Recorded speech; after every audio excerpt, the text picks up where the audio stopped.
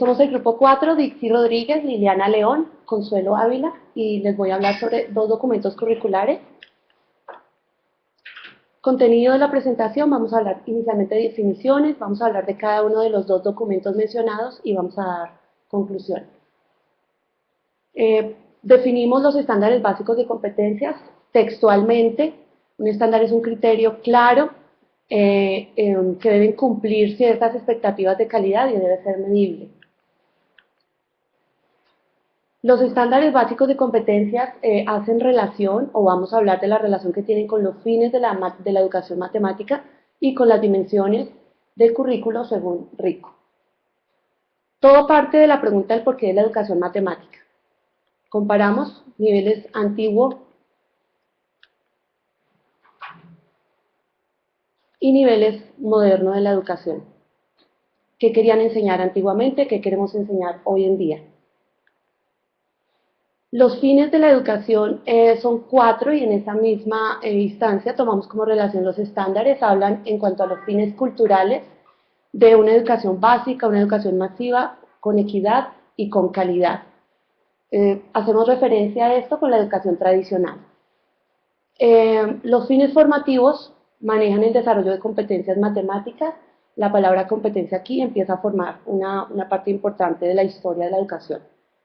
Los fines políticos hacen relación a los valores democráticos, manejo de ciudadanía crítica, toma de decisiones.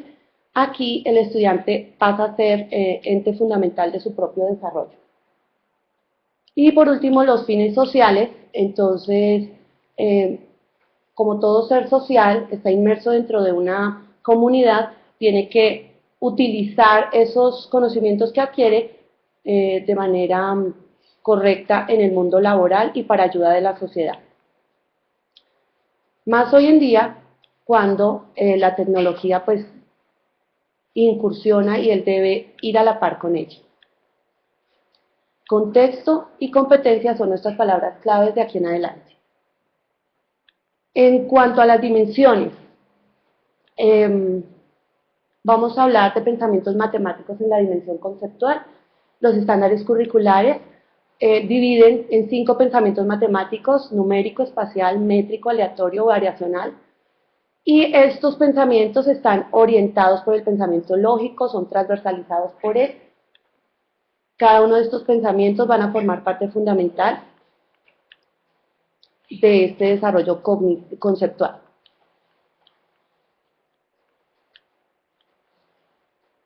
Todos estos pensamientos matemáticos siguen desde los lineamientos curriculares del 98 los procesos generales de toda actividad matemática, como sabemos, modelar, la formulación y solución de problemas, etc.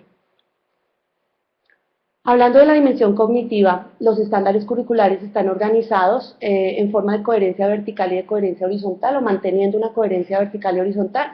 La coherencia vertical tiene la relación en cuanto a niveles de complejidad de los objetivos que se quieren trazar. Hay un mismo objetivo desde primero a tercero, pero ese mismo objetivo se maneja con cierta complejidad en cuarto y quinto y así sucesivamente.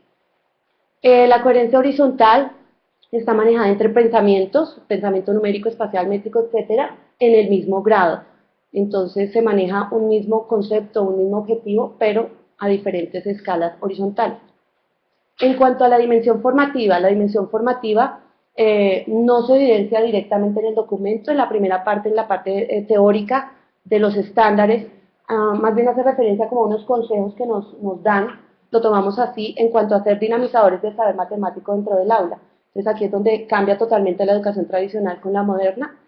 Nos dicen que tenemos que crear situaciones de aprendizaje significativo, escenarios culturales y sociales, que tenemos que generar actitudes de aprecio y seguridad, confianza, vencer esa estabilidad e inercia en las prácticas de enseñanza tradicional, variar y optimizar los recursos que utilizamos dentro del aula, más hoy en día con las TICs, y pues generar procesos de evaluación formativa, que la evaluación tiene que ser formativa. En cuanto a la dimensión social, aquí genera, o la palabra contexto tiene bastante importancia. Según nuestro grupo, los estándares promueven la evaluación formativa, es algo muy importante que notamos. el aprendizaje debe ser por competencias, ese nivel de desarrollo de cada competencia es medible y asimismo pues generamos un estudiante competente. En cuanto a los derechos básicos de aprendizaje, también la definición textual, tomada textualmente, son un conjunto de saberes y habilidades fundamentales que los estudiantes tienen que lograr y se trabaja por grados a diferencia del conjunto de grados en cuanto a los estándares. La dimensión conceptual que nos hablan en los derechos básicos de aprendizaje, entonces también maneja los 5 pensamientos, aunque no directamente, y en esta ocasión, como lo decía, maneja por grados. Sexto y séptimo maneja un pensamiento numérico relacionado con la aritmética, octavo y noveno un pensamiento variacional relacionado con el álgebra, décimo y 11 un pensamiento aleatorio y variacional relacionado con trigonometría y cálculo. En cuanto a la dimensión cognitiva, vimos que está relacionada en cuanto a la organización del derecho como tal. El derecho de aprendizaje tiene varias partes, una parte en un color distinto que es la expectativa de aprendizaje que se quiere lograr, unos ejemplos que nos dan la ruta de aprendizaje que se podía tomar y vemos la relación que hay entre un estándar, como aquí en el centro está el estándar y cómo 4 de los derechos de aprendizaje se relacionan con ese estándar y lo describen. En esa medida, entonces, el estándar vendría siendo una generalización y los derechos de aprendizaje algo más concreto. Las conclusiones, en cuanto a los estándares básicos de competencias en matemáticas, planean un horizonte curricular, presentan una expectativa de aprendizaje a largo plazo. Las matemáticas o el nivel de matemáticas que se ve ahí tiene una generalidad y hacen que el docente decida los contenidos que va a tratar. No están directamente explícitos, sino que hay que decidir hasta dónde y qué contenidos se van a manejar. Y en cuanto a los derechos básicos de aprendizaje, las conclusiones son saberes específicos, son complemento a los estándares, continuación de ellos, permiten identificar una ruta de aprendizaje en el aula y por tanto nos permiten o nos dan orientaciones para una planeación de clase más concreta. Las referencias, las 2 primeras hacen relación a las 2 definiciones textuales que tomamos para estándares y para derechos básicos y las otras 3 las que estábamos trabajando.